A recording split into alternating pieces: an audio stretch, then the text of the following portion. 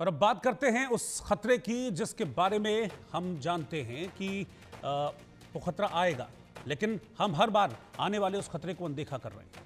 हर साल हम अपने चारों तरफ बाढ़, भूस्खलन, भूकंप, बर्फीले तूफान और सुनामी जैसी प्राकृतिक आपदाओं को देखते हैं और उसके बाद भूल जाते हैं। लेकिन अब संभलने का वक्त आ गया है। हम एक बार फिर से विश्व के प्रतिष्ठित वैज्ञानिकों के शोध लेकर आपके सामने आए, जिसमें साल 2100 के लिए कुछ चिंताजनक निष्कर्ष निकाले गए हैं। ये शोध बताता है कि धरती कितने बड़े खतरे से जूझ रही है। ये शोध आने वाले भविष्य के लिए खतरे के संकेत की तरह लीजिएगा। ये शोध ये भी बताता है कि अभी भी अगर नहीं संभले तो फिर धरती का संभलना मुश्किल हो जाएगा।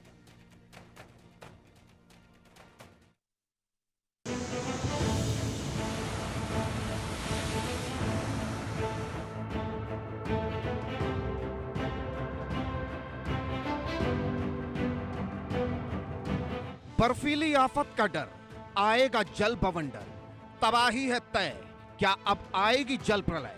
पहाड़ डोल रहे हैं, समंदर खौल रहे हैं, बड़ी रिसर्च, तबाही के सिग्नल वाला निष्कर्ष। प्रकृति ने इंसान को अनमोल खजाने दिए, लेकिन इसके बदले इंसान ने प्रकृति को क्या दिया? धरती का अंधाधुंध दोहन कर, जंगलों का खात्मा कर और अपने मतलब के लिए प्रकृति से खिलवाड़ करने का नतीजा क्या हुआ? जवाब आपके सामने है। कहीं सुनामी, कहीं भूस्खलन, कहीं टूटते ग्लेशियर और चारों तरफ विनाश देखती हमारी आंखों को अभी बहुत कुछ देखना बाकी है। ये धरती चीख चीख कर पुकार रही है, अभी भी नहीं संभले तो निकट भविष्य प्रलय की पटकथा लिखेगा। कहते हैं आज के इस आधुनिक युग में विज्ञान झूठ नहीं बोलता, तो लीजिए विज्ञान को ही आधार बनाकर हम एक ऐसी रिपोर्ट आपके सामने लेकर आए हैं जिसकी तस्दीक भर से ही भविष्य में होने वाली तबाही का मंजर आंखों के सामने आता है। सिंगापुर की नानयांग टेक्नोलॉजिकल यूनिवर्सिटी और नीदरलैंड की डेल्फ्ट यूनिवर्सिटी ऑफ टेक्नोलॉजी के शोधकर्ताओं ने एक रिसर्च की है। इस रिसर्च का निष्कर्ष भी चिंताजनक ही निकला है। अगर वैश्विक स्तर पर कार्बन डाइऑक्साइड उत्सर्जन की दर में वृद्धि जारी रही तो परिणाम खतरनाक होंगे। साल 2100 तक समुद्रों का स्तर 1.9 मीटर तक बढ़ सकता है। यह अनुमान संयुक्त राष्ट्र के मौजूदा अनुमान से 90 सेंटीमीटर अधिक है। दरअसल इससे पहले संयुक्त राष्ट्र ने भी एक अनुमान जताया था। उसमें बताया गया था कि समुद्र का स्तर 1 मीटर तक बढ़ सकता है, लेकिन नई रिसर्च का रिजल्ट कहता है कि समुद्रों के स्तर में 1.9 मीटर की बढ़ोतरी हो सकती है। यह क्यों हो रहा है, कैसे हो रहा है, इसे भी जान लीजिए। नए शोध में वैज्ञानिकों ने साफ तौर पर कहा है कि इसकी दो बड़ी वजह हैं। ग्लेशियर और बर्फ की चादरें लगातार पिघलकर टूट रही हैं। इसके अलावा गर्मी बढ़ने की वजह से समुद्र के पानी का थर्मल विस्तार हो रहा है। जलवायु परिवर्तन के कारण वैश्विक तापमान बढ़ रहा है। ग्रीनलैंड और अंटार्कटिका में बर्फ की चादरें तेजी से पिघल रही हैं। इस वजह से समुद्र का स्तर लगातार बढ़ रहा है। जैसे जैसे समुद्र का पानी गर्म हो रहा है, वैसे वैसे समुद्र का स्तर और बढ़ रहा है। ये वृद्धि क्लाइमेट चेंज यानी जलवायु परिवर्तन का रेड सिग्नल है।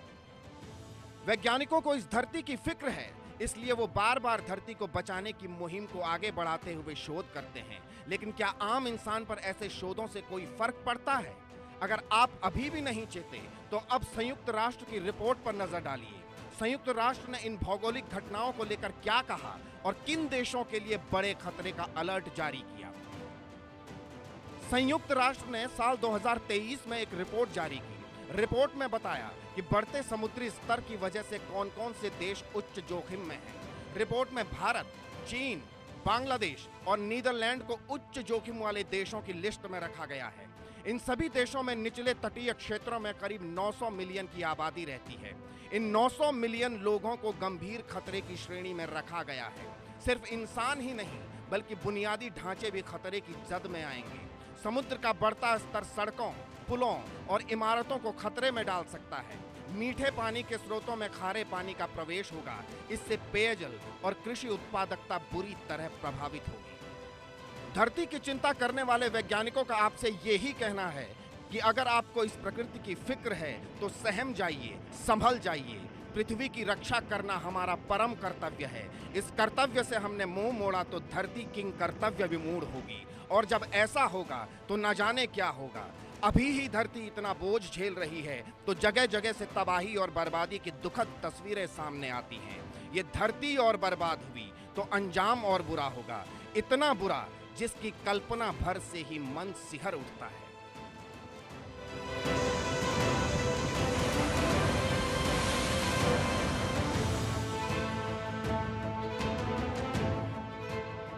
Bureau report, India news. तो सिंगापुर की यूनिवर्सिटी का ये शोध है और वो कहता है कि अगर कार्बन उत्सर्जन यानी कि CO2 का उत्सर्जन अगर कम नहीं हुआ, इसको हमने नहीं रोका बढ़ने से, तो फिर आने वाले वक्त में ख़तरा बढ़ सकता है और सी लेवल बढ़ सकता है, ग्लेशियर पिघल सकते हैं, जो कि एक तरह से आगे बर्बादी का संकेत है, तबाही का संकेत है। आनंद शर्मा जी मेरे साथ इस वक्त मौजूद हैं, जो कि अध्यक्ष हैं, प्रेसिडेंट हैं इंडियन मेट्रोलॉजिकल सोसाइटी के, और डॉक्टर A.K. बियानी भूवैज्ञानिक हैं। आप दोनों का बहुत बहुत स्वागत है। सबसे पहले आनंद सर, मैं आप ही के पास आ रहा हूँ। ये जो स्टडी है कार्बन उत्सर्जन को लेकर, हमने पहले भी सर बातचीत की थी और हम जानते हैं कि जो ये CO2 का उत्सर्जन है, ये किसी भी लिहाज से हमारे पर्यावरण के लिए ठीक नहीं है, लेकिन ये रिपोर्ट क्या अलार्मिंग है जो सामने आ रही है कि कार्बन उत्सर्जन अगर हमने नहीं रोका तो फिर ग्लेशियर्स को भी खतरा है और सी लेवल बढ़ेगा, जिससे फिर मानवता को खतरा हो सकता है? जी बिल्कुल, ये बात तो सही है कि यदि सी लेवल बढ़ेगा तो नेचुरली जो इंफ्रास्ट्रक्चर होगा समुद्र के आसपास का, या फिर जहाँ लोग बसे हैं उन लोग, या एग्रीकल्चर है, उन सभी पे इसका प्रभाव पड़ेगा। और ये हम पहले जान लें कि सी लेवल जो बढ़ सकता है वो कई कारणों से बढ़ सकता है। नेचुरल क्लाइमेट वेरिएबिलिटी के कारण भी बढ़ सकता है, एंथ्रोपोजेनिक जो इम्पैक्ट्स है कि जिस तरह की ग्रीन हाउस गैसेस को पंप कर रहे हैं उनके कारण बढ़ जाता है, और कभी कभी सुनामी या अर्थक्वेक भी आता है समुद्र के आसपास, तो उसके कारण भी कुछ आइलैंड नीचे चले जाते हैं, कभी ऊपर भी आ जाते हैं, तो वो भी एक प्रभावित करता है। और चौथा, उसके अलावा जो बहुत इंपॉर्टेंट चीज है वो लोग नजरअंदाज कर रहे हैं कि जिस तरह से हम बड़ी बड़ी सिटीज आ गई हैं समुद्र के आसपास पूरे वर्ल्ड के अंदर, और 50-50, 100-100 मंजिल की बिल्डिंग भी आ रही हैं, आप पानी भी जमीन से निकाल रहे हैं, आप गैस भी जमीन से निकाल रहे हैं कोस्टल एरियाज में, और ऑयल भी निकाल रहे हैं। तो जब ये इस तरह से आप ऑयल, गैस और पानी निकालते हैं तो लैंड सिंक कर जाती है, तो जमीन भी सिंक कर रही है, तो उसके कारण भी आपको लगेगा कि सी लेवल बढ़ रहा है। तो एक बहुत इंपॉर्टेंट चीज है, और ये कोस्टल सब्सिडेंस जो हो रहा है ज्यादातर सिटीज में देखा गया है, जहां पर ऑयल, गैस और पानी निकाला जा रहा है, वहां लैंड सिंक कर रही है, उसके कारण भी जो है समुद्र का पानी अंदर आ रहा है। तो ये तो मुख्य कारण हो गए। अब दूसरा, उसके बाद आप बात करें, यदि हम इंडिया के कंटेक्स्ट में बात करें, चाहे वो मुंबई की मेरीन ड्राइव हो, या कोचीन में हमारे कुछ गवर्नमेंट के एस्टैब्लिशमेंट्स हो, पौंडीचेरी में हो, ये सब जो कंस्ट्रक्शन ज्यादातर इन क्षेत्रों में हो रखी है, वो सारी जो है सी को एनक्रोचमेंट करके हमने वो बनाया, जैसे मेरीन ड्राइव। और ये ध्यान रख लिए, वाटर हैज ए मेमोरी, चाहे वो नदी हो या समुद्र हो, वो पानी दोबारा से अपनी जमीन को वापस लेगा। मगर यदि कल वो मेरीन ड्राइव के ऊपर आ जाता है पानी, तो ये ना कहें कि ये ग्लोबल वार्मिंग, क्लाइमेट चेंज के कारण हो रहा है। एनक्रोचमेंट भी एक बहुत बड़ा फीचर है। उधर दुबई में आप देख लीजिए, आपको पूरा कंस्ट्रक्शन, जो बड़े बड़े आइलैंड्स बेचे जा रहे हैं लोगों को, पूरे वर्ल्ड के लोग वहां लैंड खरीद रहे हैं, लैंड मतलब कि बड़े बड़े बंगलोज को खरीद रहे हैं, और वो बिल्कुल पाम आइलैंड शायद कुछ एक एरिया है जहां बिल्कुल समुद्र में बनाया गया है। और दूसरी तरफ आप नेदरलैंड की बात कर रहे हैं, नेदरलैंड तो है ही सी लेवल से नीचे, तो उन लोगों को तो वैसे ही ज्यादा खतरा है।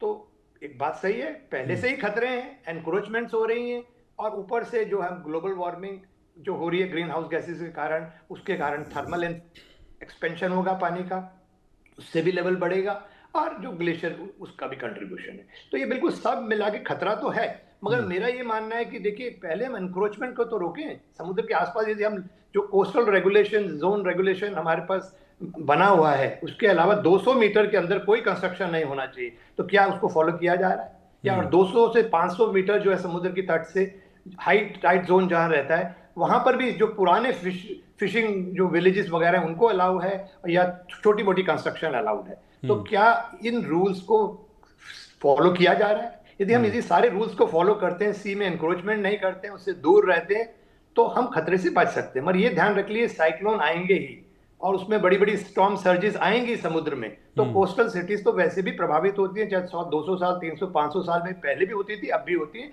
मगर हाँ, अब ज्यादा खतरा है, क्योंकि पॉपुलेशन डेंसिटी इंक्रीज हो गई है इन कोस्टल रीजन के अंदर, और कंस्ट्रक्शन बहुत ज्यादा बढ़ गया है, अनप्लान्ड कंस्ट्रक्शन भी है, और तो ये सारे जो फैक्टर्स हैं उससे मिला के डेफिनेटली जो है इंसान को और इंफ्रास्ट्रक्चर को, एग्रीकल्चर जो भी कोस्टल में, उसको खतरा तो बड़ा है। मगर मेरा फिर भी मानना है कि ये सरकारें जागरूक हों और इस पे ध्यान दिया जाए स्ट्रिक्टली, और लोगों को वहां बसने ना दिया जाए, उसकी जगह पे गार्डन्स, फॉरेस्ट्री और पार्क्स इत्यादि बनाए जाए, तो आने वाले खतरे से हम काफी हद तक बच सकते हैं।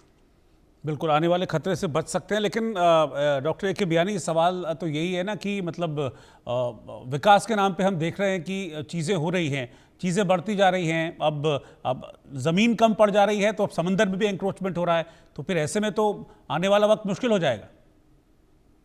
देखिए, जहाँ तक विकास की हम बात कर रहे हैं, हम्म।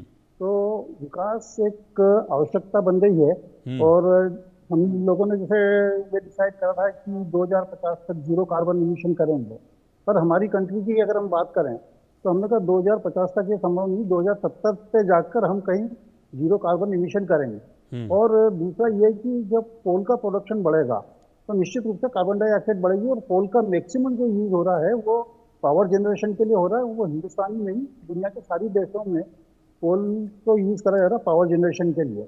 इसी तरह से पेट्रोलियम है, पेट्रोलियम भी बहुत अधिक मात्रा में निकाला जा रहा है और हर साल इसकी क्वांटिटी बढ़ती जा रही है।